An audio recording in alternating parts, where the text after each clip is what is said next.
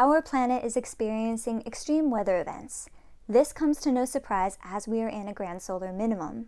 And according to some sources, we also have a celestial system that is passing our galaxy, including a large celestial body which impacts various elements of our solar system. This affects Earth's magnetosphere and is also teasing a pole shift out of our planet. Pole shifts are natural on our planet, and the magnetic poles are always moving. Our magnetosphere is weakening during these events, making our planet, the people, and our technologies vulnerable to solar and cosmic particle radiation. Mental health effects can appear or worsen in humans, so make sure you are taking care of your mental health. Communication between satellites and our GPS technology are fluctuating and need to be adjusted during these times.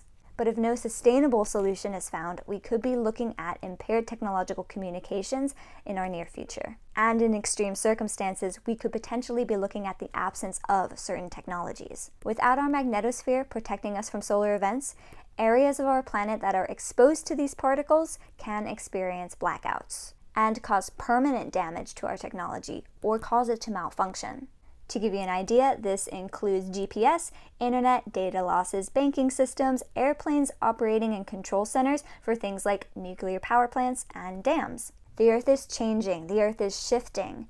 Look to your location. There are safe places, you just have to do a little bit of math. Stay 100 miles inland to avoid tsunamis. 100 miles away from any volcano that was active in the last 10,000 years. Also research the kind of volcanoes that are near you. Are they the kind of volcano that explodes or just oozes? For natural disasters like earthquakes, it's best to avoid the larger fault lines where the tectonic plates meet, like the San Andreas and the New Madrid. It's best to avoid cities around these areas for a multitude of reasons. Cities can be hit hard by natural disasters. That's not just the hoarding of resources, but the lack of resources. Infrastructures can collapse, including necessary services like fire departments, grocery stores, and hospitals. Roads can be broken apart, making it difficult to get anywhere. To get supplies, to get to family, or just to leave the disaster zone. Making it just as difficult for help and supplies to get in the disaster zone where they are needed most. Earthquakes can rupture pipelines, so let's talk about that for a sec.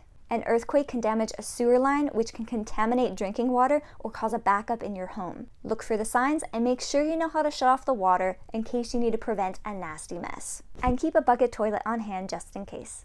An earthquake can rupture a gas line, creating an opportunity for fires. Do you or your neighbors' houses operate on gas? Knowing how to turn these off after a disaster can decrease the risk of fires, explosions, and suffocation. If you hear a hissing noise, open the windows, vacate the house until you can shut off the gas. Help your neighbors too in case they need assistance, because if their house goes up in flames, yours is next. If an earthquake ruptures water lines or empties water towers, then the community is out of clean drinking water. And where there is no clean drinking water, there is an opportunity for diseases to thrive. And of course death, because humans need water to live.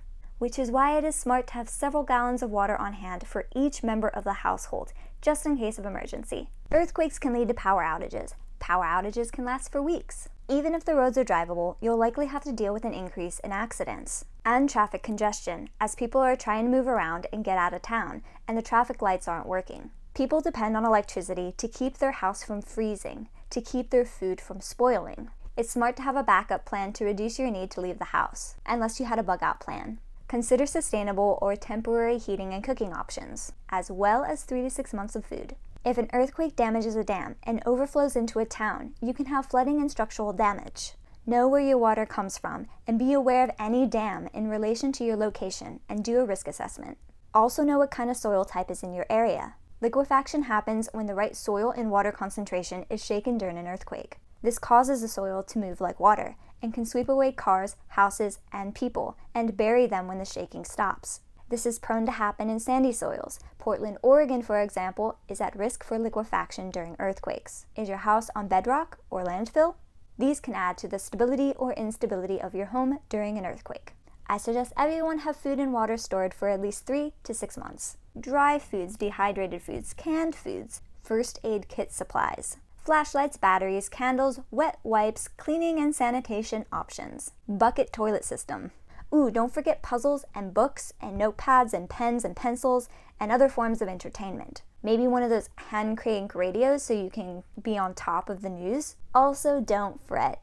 Equip yourself with some anti-stress practices. I like to meditate. Yoga is nice. Don't underestimate these times of great changes and climatic upheaval. While it might be mild in some places, it could be extreme in others. It's smart for everyone to do their part and take responsibility for themselves. If you have the means, you should be preparing if you haven't already. The more prepared you are, the less unprepared you are. Be prepared, not scared. Live long and prosper.